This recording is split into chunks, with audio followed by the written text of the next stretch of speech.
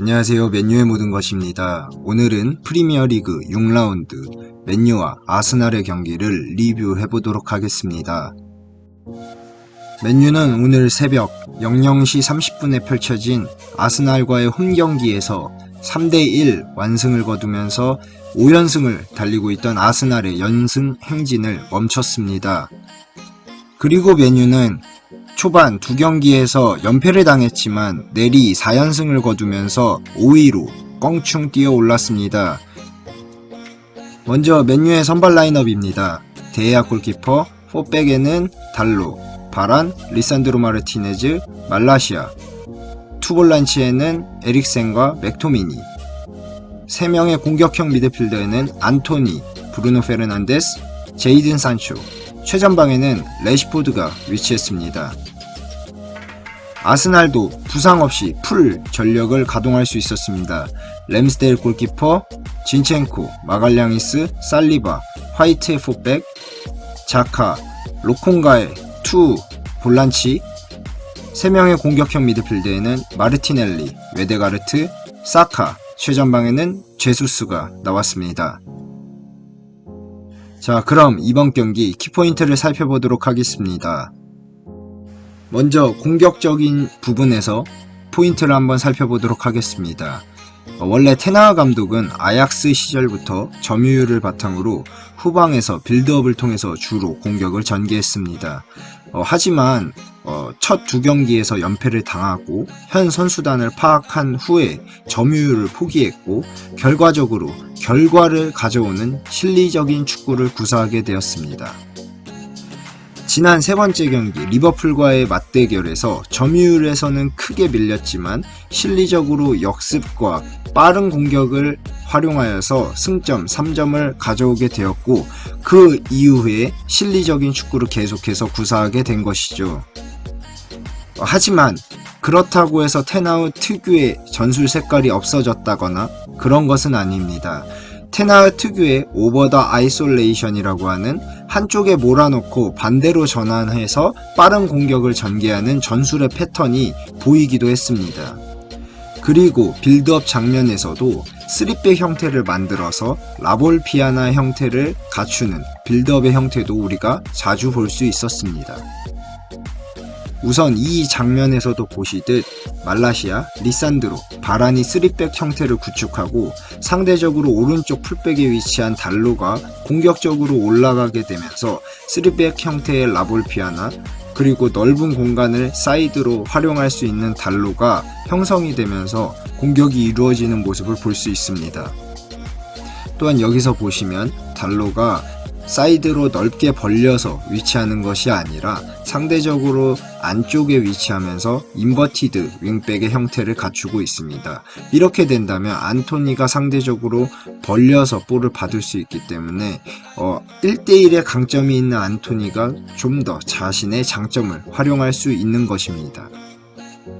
자, 이 장면은 맨유가 빌드업을 하면서 리산드로의 왼발 센터백 활용이 아주 잘 나타난 부분이었습니다. 사실 맥과이어나 린델로프의 오른쪽 발을 주로 사용하는 센터백이 이 자리에 쓰게 된다면 이런 사이 패스를 넣어주지 못할 가능성이 상당히 크게 됩니다. 하지만 리산드로 마르티네즈가 팀에 합류한 후에 이런 왼발 센터백의 장점이라고 할 수 있는 왼쪽에서의 빌드업이 상당히 잘 나타나고 있는 부분이죠.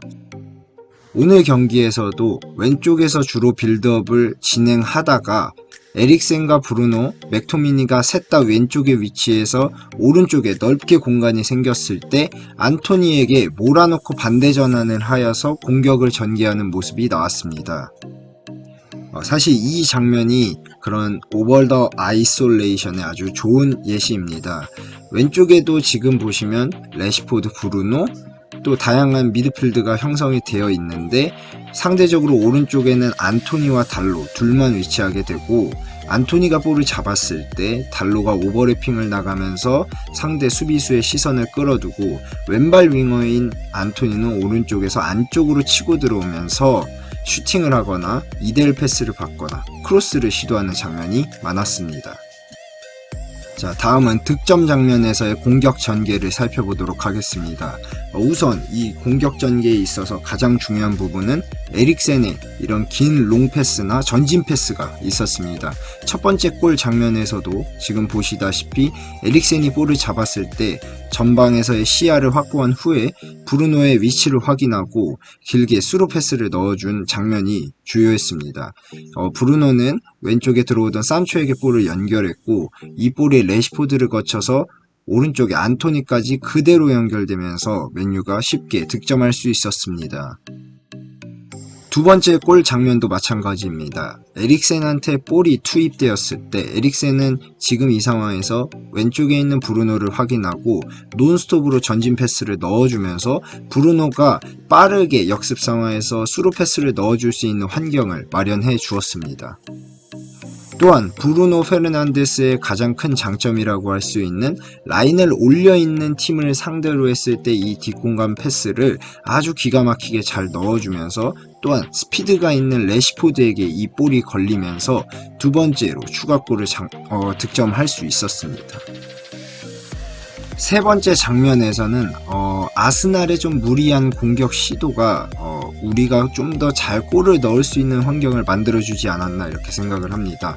2대1이 된 상황에서 아스날은 무리하게 공격 시도를 했고 현재도 이 사진에서 보시다시피 이 왼쪽에만 아스날 수비가 위치한 수비 숫자가 7명이나 됩니다. 따라서 반대에 에릭센에 침투하는 것을 아무도 마크하지 못했고 또한 라인이 올려있는 상태이기 때문에 이 볼이 브루노에게 걸렸습니다. 이 브루노가 놓치지 않고 기가 막히게 스루 패스를 찔러 주었고요. 에릭센은 욕심내지 않고 1대1 찬스에서 레시포드에게 볼을 연결하면서 이 볼이 이제 3대1 완전 쐐기골이 되어버렸습니다. 자, 다음은 수비적인 포인트입니다. 먼저 맨유가 공격을 했을 때 풀백이 상당히 전진했었습니다. 특히 달로 그리고 오늘 같은 경기에서는 왼쪽에 말라시아도 상당히 전진을 많이 했는데 이 상황에서 볼이 뺏기면 풀백 뒷공간으로 향하는 아스날의 전진 패스의 비율이 상당히 많았습니다. 결과적으로 보면 이제 동점골 허용도 비슷한 상황에서 맞았는데요. 바란이 볼을 끌고 앞으로 나갔을 때 이 바란의 뒷공간을 아스날이 활용을 하면서 이게 역습으로 허용되면서 골을 허용했습니다. 그리고 이번 경기에서 상당히 눈여겨볼 매치업이 말라시아와 사카의 매치업이었습니다.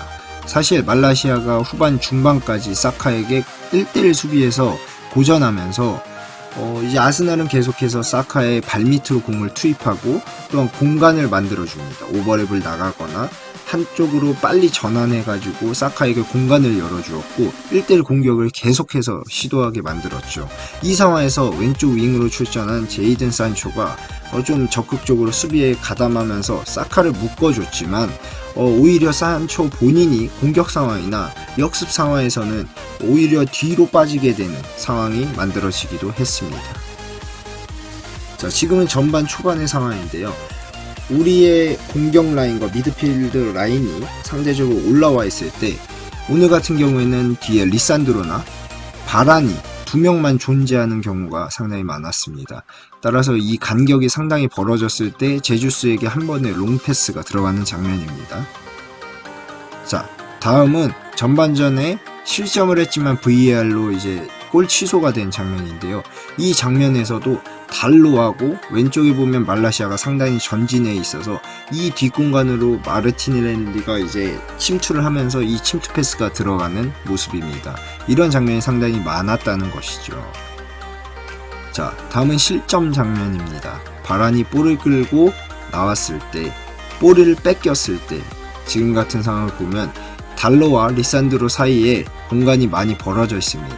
이 벌어진 틈 사이로 제주스가 침투를 하면서 스루 패스가 들어오게 되었고 결과적으로 실점으로 이어지게 된 것이죠.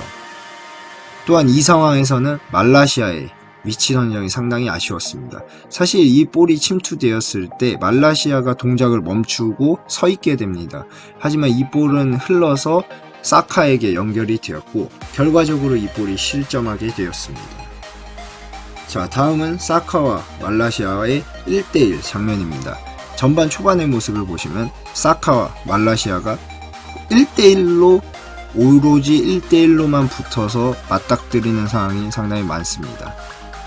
지금 후반에 위협적인 슈팅을 사카에게 허용하는 장면인데, 이 상황에서도 말라시아가 섣부르게 예측을 하면서 사카에게 슈팅을 할 수 있는 공간을 열어주게 되었고, 이것은 사카가 오른발잡이가 아니었기에 막론이지 상당히 위험한 장면이었습니다.